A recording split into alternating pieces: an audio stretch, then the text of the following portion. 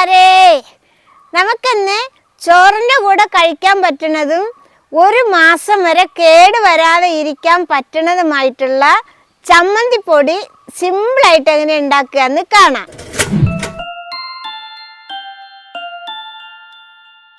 അതിനു വേണ്ടി ഞാനിവിടെ മീഡിയം വലിപ്പത്തിലുള്ള 2 തേങ്ങ ചെറിയ ചിരവയായിട്ട് ചിരണ്ടി വെച്ചിട്ടുണ്ട്. ചമ്മന്തിപ്പൊടി ഉണ്ടാക്കാൻ തേങ്ങ എടുക്കുമ്പോൾ മൂത്ത തേങ്ങ വേണം എടുക്കാൻ.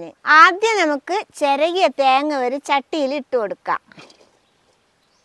ഇതിൻ്റെ കൂടെ തന്നെ ഞാനിവിടെ 12 ഉണക്കമുളക് എടുത്തിട്ടുണ്ട്, വറ്റൽ മുളക്, അതിട്ട് കൊടുക്കാം. മുളകിടുന്നത് നിങ്ങളുടെ എരിവിനനുസരിച്ചിട്ട് വേണം ഇടാൻ. എരിവ് കുറവാണ് വേണമെന്നുള്ളവർക്ക് ഒരു 5-6 മുളക് ഇട്ടാൽ മതി കേട്ടോ. ഇനി നമുക്ക് അതിൻ്റെ കൂടെ ഒരു 6-7 ചെറിയ ഉള്ളി ചെറുതായിട്ട് അരിഞ്ഞതിട്ട് കൊടുക്കാം.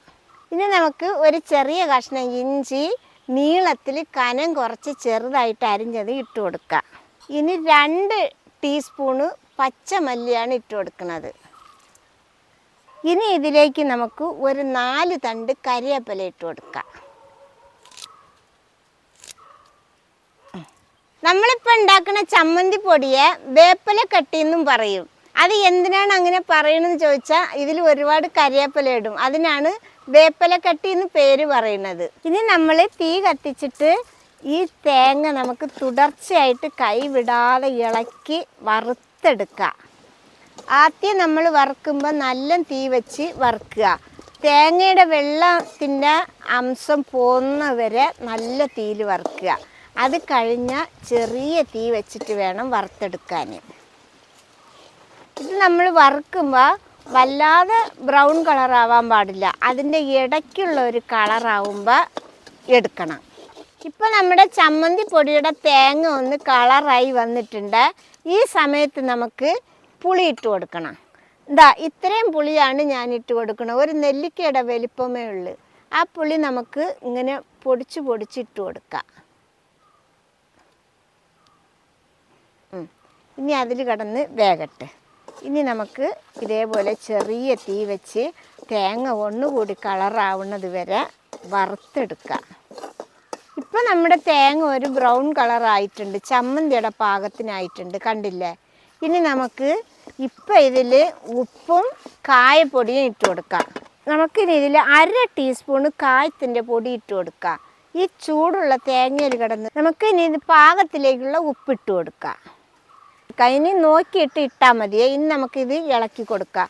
ഈ കായത്തിൻ്റെ പൊടി ഈ ചൂടായ തേങ്ങയിൽ ഇട്ട് കൊടുക്കുമ്പോൾ ആ ചൂട് കൊണ്ട് തന്നെ കായപ്പൊടി ഒന്ന് ചൂടായിക്കോളും. ആ ചൂട് നമുക്ക് മതി കായപ്പൊടിക്ക്. നമ്മുടെ ചമ്മന്തിയുടെ തേങ്ങ നന്നായിട്ടായിട്ടുണ്ട്. ഇനി നമുക്ക് തീ കെടുത്തിയിട്ട് ഇറക്കി വെക്കാം. ഇത് ഇറക്കി വെച്ചിട്ട് 2 മിനിറ്റ് നേരം ഇളക്കിക്കൊണ്ടിരിക്കണേ, അല്ലെങ്കിൽ കരിഞ്ഞു പോകും കേട്ടോ മക്കളെ.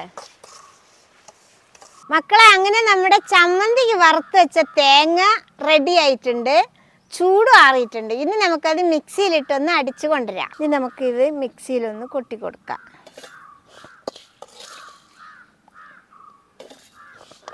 നമ്മൾ തേങ്ങ അടിക്കുമ്പോൾ വല്ലാതെ അരയാൻ പാടില്ല. ഒരിക്കൽ അടിക്കുക, ഒന്ന് ഇളക്കി കൊടുക്കുക, പിന്നെ ഒരിക്കൽ അടിക്കുക, ഒന്ന് ഇളക്കി കൊടുക്കുക. ഒരു തരി തന്നെ വേണം ചമ്മന്തി, അപ്പോഴാണ് ടേസ്റ്റ് ഉണ്ടാക്കുക. വല്ലാതെ അടിക്കുകയാണെങ്കിൽ നമ്മൾ മസാലയ്ക്കൊക്കെ അരച്ചെടുക്കുമല്ലോ, അതേപോലെ അരിഞ്ഞു പോകും. അങ്ങനെ പാടില്ല കേട്ടോ മക്കളെ.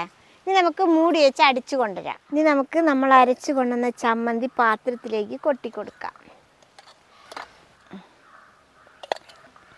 കണ്ടില്ലേ? തരിതരിയനെയാണ് ഞാൻ പൊടിച്ചിട്ടുള്ളത്, വല്ലാതെ അരച്ചെടുത്തിട്ടില്ല. കണ്ടില്ലേ? ഇങ്ങനെ വേണം ചമ്മന്തി അടിക്കാൻ. നമ്മുടെ അടിപൊളി ചമ്മന്തി പൊടി റെഡി ആയിട്ടുണ്ട്. അതിന് നമ്മുടെ ചമ്മന്തി പൊടി റെഡി ആയിട്ടുണ്ട്. നമ്മുടെ മക്കൾ ഹോസ്റ്റലിലൊക്കെ പഠിക്കണ മക്കളുണ്ടല്ലോ, താമസിച്ച് പഠിക്കണ ആ മക്കൾക്കൊക്കെ ഇതേപോലെ കൊടുത്തയച്ചാൽ അവർക്കൊക്കെ നല്ല സന്തോഷമാവും. പഠിക്കണ മക്കളായാലും ജോലിക്ക് പോണ മക്കളായാലും നല്ല ഇഷ്ടമാവും. ഇത് എല്ലാവരും ഉണ്ടാക്കി നോക്കണം. ഇഷ്ടപ്പെട്ടാൽ സബ്സ്ക്രൈബ് ചെയ്യുക, ലൈക്ക് ചെയ്യുക, കമൻറ്റ് ചെയ്യുക, ഷെയർ ചെയ്യുക. മക്കളെ ഫോളോ ചെയ്യാനും കൂടി മറക്കരുതേ.